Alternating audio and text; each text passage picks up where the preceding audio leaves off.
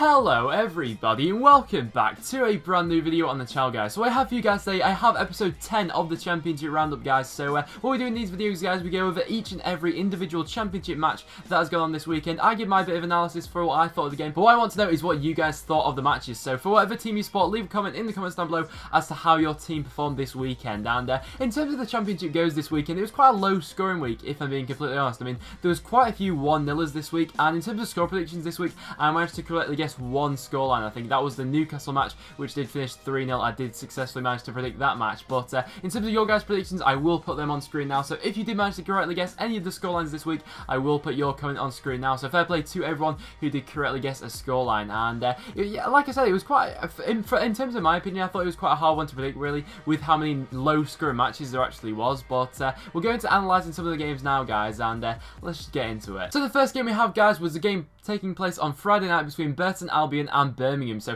going into this match, what I was predicting it to be quite a cagey affair, with Burton sitting back and defending for the majority of it, and I was expecting Birmingham to nick all 3 points, but in the end it was a complete contrast to that with what actually happened. And this game was left in no doubt, really, with what Burton did. They dominated the majority of the game, really, which is, it wasn't really what I was expecting, to be honest, because what we've seen from Burton, I mean, I'm thinking about mostly like the Brighton game here, where they've sat back for the majority of it and just not been able to hold on for it. I thought this would be a similar case, but it wasn't, and to be honest, if Burton were perhaps more clinical in this match, it could be more than 2-0, so definitely an off game for Birmingham in this match. I felt like they looked a bit off the pace. They didn't look themselves really in this match, maybe a bit of a flat performance from them, but this is the sort of games where Burton, I suppose, if they're going to stay in the league, are they going to need to be picking up points? So fair play to Burton, they continued this form, and they've still, you know, avoiding that bottom 3, so could Burton survive relegation this season? I think it's definitely a possibility now. Then into the next match we go, we have Aston Villa coming up against Fulham. So for this one, a late strike from Jonathan Kodjia was enough to continue Steve Bruce's fantastic start as Aston Villa manager, with another 3 points for them to collect. And in the first half, I'd say that they had chances. However, Fulham were able to stand up and deal with all the pressure that Aston Villa threw their way, and they actually had a couple of chances themselves. Fulham in this game had the majority of the ball, actually, which was maybe a bit surprising, but they failed to create many clear-cut chances in this game, really. They had quite a few half chances, never really anything that was, you know, was a guaranteed which they should have scored. But how long were they able to hold out at 0-0? I thought with how long they were able to actually hold out with the 0-0, I felt like it will have been a blow for Fulham not to get anything from this match. So let me know in the comments down below what you think of that. And Aston Villa fans, you must be buzzing with Steve Bruce at the moment, because he has had a terrific start with you. Into the next match we then go to, guys, we have Brentford coming up against Barnsley. So going into this match, I was actually backing it to be a 1-1 draw. I was sitting on the fence for this one, really, as both sides lately before going into this match had hit a bit of a slump, really, in their season, but it was actually Barnsley who were able to pick themselves up from that with a fantastic away win. And in this game, Barnsley took the lead after 29 minutes through Adam Armstrong, and after that, Brentford had several chances to get back into this game. I'm thinking of Scott Hogan had a couple of chances where he could have got them back into this game, but the Barnsley defence managed to stand strong to it, and some good saves from the Barnsley keeper as well. And like I said, they failed to take any of them, and that lacking edge from Brentford in the end was actually punished by Barnsley, who were able to double their lead in the 67th minute through Sam Winnell, I think it was. So a fantastic win for Barnsley, just what they needed, really, to revitalise, and not to revitalise, but to get them going again, I suppose. Our next match then took place at Ashton Gate, as Bristol City left it very late to secure a 1-0 victory over Bristol City. So it was actually a late goal from Aaron Wilbraham which gifted them all 3 points. But I do feel like Blackburn will have been left quite deflated after this, really, because in fact, the performance they put in, you know, they were in contention with Bristol City throughout the whole of the match. You know, all the second balls and everything like that. It was quite cagey. It was quite a cagey affair, I'd say, in that aspect. Both teams were going quite close to each other, and it was a very tightly contested match. So from that aspect, Blackburn will definitely be disappointed not to take anything away from this match, as they definitely showed an improvement since the start of the season. They've been gradually getting better, and from the performance that they put in this match, despite not getting anything from the game, I'd still say, you know, they look like a mid-table side in this game, really, but they just haven't had the result here to go with it. So Blackburn fans, are you a bit worried about this season to come yet? Let me know in the comments down below. But in terms of Bristol City, I thought it was imperative, really, that they got back to winning ways in this match, and that's just what they've done to continue their fantastic start to the season, as I believe they're still in the top 6, so very good start for Bristol City indeed. Into the next match we then go to, guys, we have Huddersfield coming up against Derby County. So Huddersfield left this one incredibly late as they managed to secure a 1-0 victory over Derby County, who have yet to really pick themselves up massively from their poor start to the season. They'll have definitely been looking to get something from this match, but it wasn't just to be in this game at all. And it was actually Kachunga who actually got the late minute winner. And I'd say in this match Huddersfield were far from their best from what they showed this season. But more than anything, this wasn't about the performance in my opinion. This was all about the result for Huddersfield, as it's quite a mental thing really to come off the back of 2 successive defeats. They needed to show an improvement and they just need to get something from this match really, because if they were to lose 3 on the bounce, I think that really would have got on top of them mentally more than anything for the rest of the season. But they managed to stop the rot in this game, and even though the performance wasn't the best, it was certainly a massive step up from the Preston performance that they put in last week. So I think from that aspect Huddersfield have to be proud from it. And it was actually something stupid happened at the end of this match. I think David Wagner was sent off and sent to the stands for like celebrating with his players. I don't agree with that. Let me know in the comments down below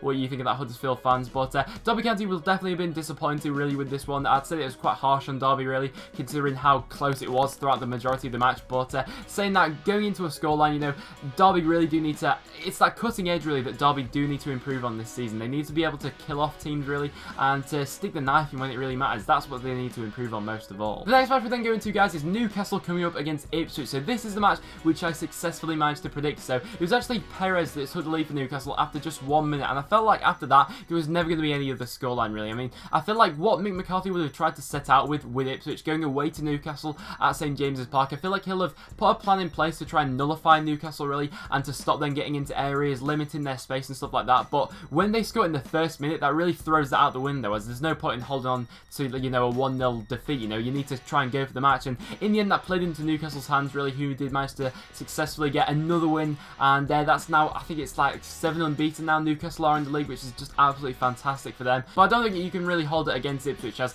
they were never really expected to get anything from this match with all the quality that Newcastle have in their side. So I asked this for Newcastle fans, do you think you will be champions this season? And if you're not, you know, for the rest of the championship, who will be Newcastle's biggest contenders for the championship this season? Let me know down below. On next match we then go into, guys, we have Norwich coming up against my team, Preston North End, and I am still absolutely buzzing from this match. I'd probably say that this is like our biggest win this season so far really, but this is actually, Preston have now continued their unbeaten run to 7 games now, which is just absolutely massive considering where we were just like a couple of weeks ago really in the table. We were flirting with relegation just a couple of weeks ago, and now to be up into the top 10 is just absolutely magnificent. But I'd say what this performance showed more than anything was the structure and discipline that Preston have as a side really, because it wasn't a pretty performance, it wasn't like we outplayed Norwich, but from a Norwich perspective, I thought they were very flat in this match, really. Definitely disappointed and definitely a step down from their recent performances. They most certainly did underperform in this game and not shown what they have done throughout the rest of the season to kill off so many championship sides. But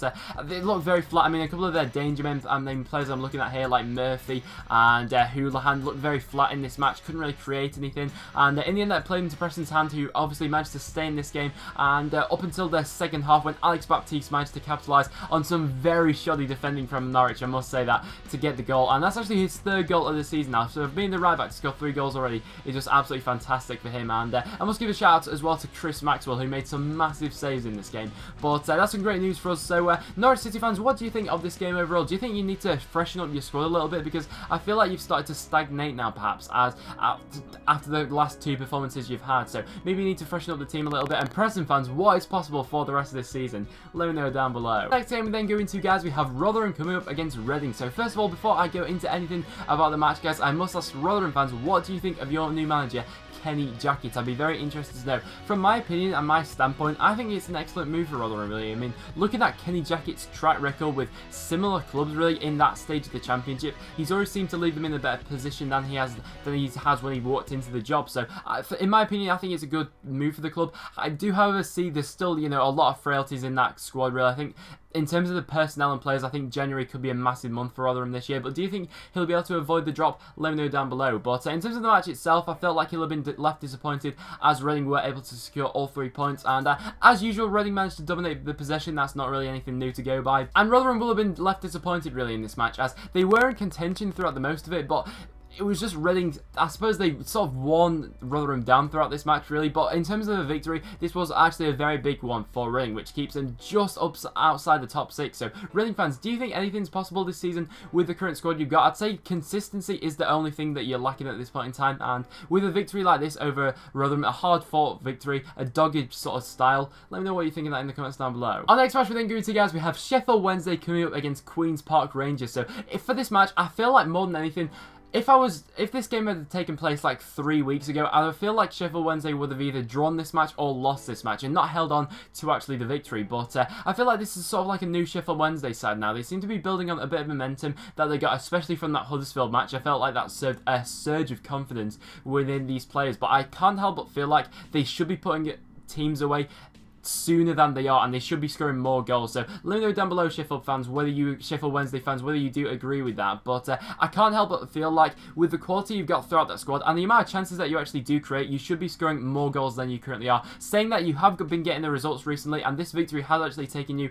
into the top 6 now. So a promotion season for Sheffield Wednesday, who knows? But in terms of QPR, I think they'll have been left disappointed, really, that they were able to hold on to this game really for so long, because Sheffield Wednesday gave them hope throughout this match. I mean, QPR did have chances as they weren't able to kill the game off, so they could have got back into it, but in the end, they just didn't have that quality in front of goal. Next match we're then going to, guys, we have Wigan coming up against Brighton. So in terms of Wigan, I'm feeling like I'm going to sound like a bit of a broken record here, but it was sort of like the same thing from Wigan again. Once again, they put in a decent performance here with some nice passing moves throughout the match, but they just couldn't finish it off with anything in front of goal. And I feel like I've said that so many times this season, but it just seems to be like Wigan are in a repeating pattern now for the rest of this game. But in terms of Brighton, I felt like they were far from their best in this game from what they have shown throughout the rest of the season. But David Stockdale, I thought, had an excellent game. He produced some fantastic saves to keep Wigan out at times. But Wigan fans, what do you think? Do you think that you'll keep doing the same thing and eventually it will actually click? Or do you think you actually need to actively make a change? Because so far this season, obviously you're currently now left in the relegation zone